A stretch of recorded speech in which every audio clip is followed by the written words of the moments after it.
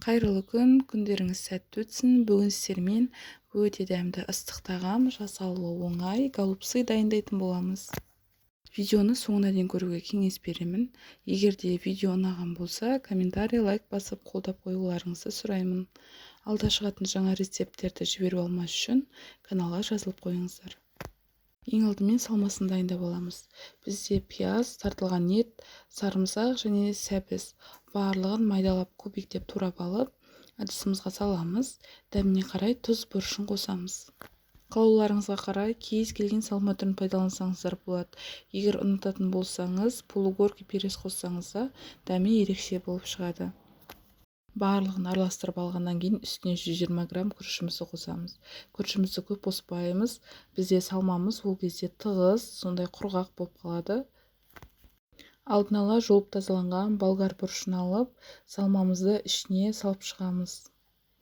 Қалауларыңызға қарай, егер де көп порцияда дайындағыңыз келсе, дәл осы рецепті 2-ге немесе 3-ге көбейтсеңіздер болады. Барлық салмамызды бұрыштарымызға осылай салып дайындап аламыз. Алдын ала жасап, мұздатқышқа қатырып қойсаңыз да 3 айға дейін пайдалана берсеңіздер болады. Қазанымызды қыздырып, аз ғана май құямыз. Үстіне пиязымызды салып қуырамыз. Дәміне қарай қызанақ қоссаңыздар болады. Сәбізімізді қосып 3-4 минут қуырамыз. Және де картопымызды саламыз. Жақсылап араластырамыз. Мен укроп пайдаландым. Укропты салмасына қоссаңыздар да болады. Жақсылап бір араластырып алып, дәміне қарай тұз, бұрышын қосасыздар.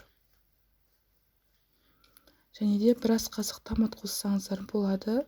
Мен біраз қасық паприка қостым. Жақсылап араластырып, 5 минуттай қуырып, үстіне бұрыштарымызды бір келкі етіп қойып шығамыз. Бұрыштарымыздан сәл ғана асырып қана суымызды құямыз. Егер өте көп мөлшерде су құятын болсаңыздар, сорпаларыңыз су татып кетеді. Тәтті дәмі болмайды. Бір қатты бұрқылдатып қайнатып аласыздар. Және де баяу отта 35-40 минут пісіресіздер. Ас болсын.